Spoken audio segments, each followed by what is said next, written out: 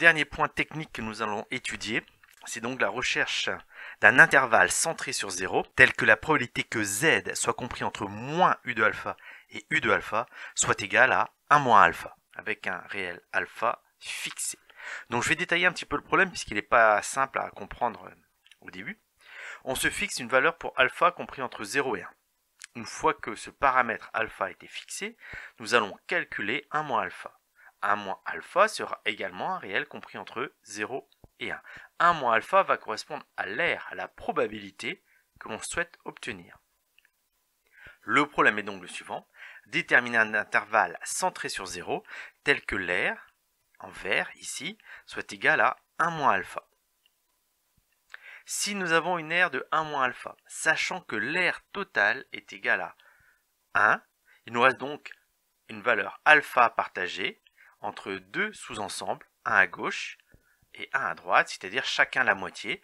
Donc nous aurons la probabilité que z soit plus petit que moins u de alpha soit égal à alpha sur 2, et la probabilité que z soit plus grand que u de alpha soit aussi égal à alpha sur 2. Nous avons donc une répartition équilibrée avec alpha sur 2 dans la première zone, 1 moins alpha au centre et alpha sur 2 dans la deuxième zone.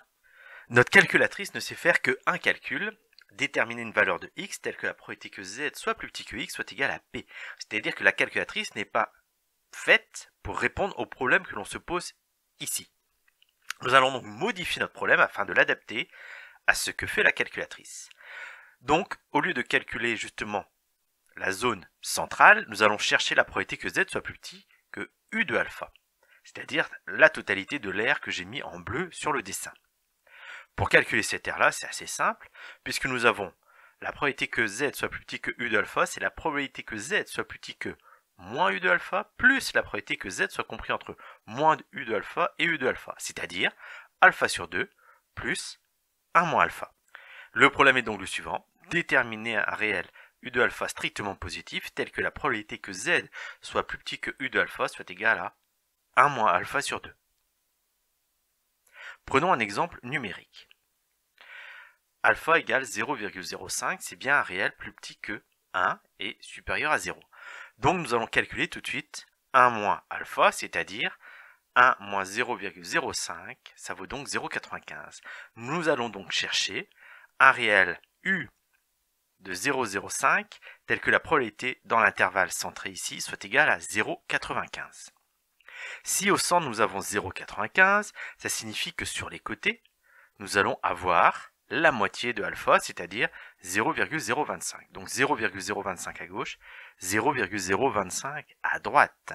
Nous allons donc chercher 1 moins alpha sur 2, c'est-à-dire 1 moins 0,025 égale 0,975. Nous prenons notre calculatrice et donc nous faisons la manipulation seconde distrib pour avoir le menu distrib. On choisit donc le numéro 3 frac normal et là nous allons remplir l'aire 0,975, mu égale 0, sigma égale 1 et la calculatrice nous retourne comme résultat environ 1,96, c'est-à-dire que la probabilité que z soit compris entre moins 1,96 et 1,96 est environ égale à 0,95.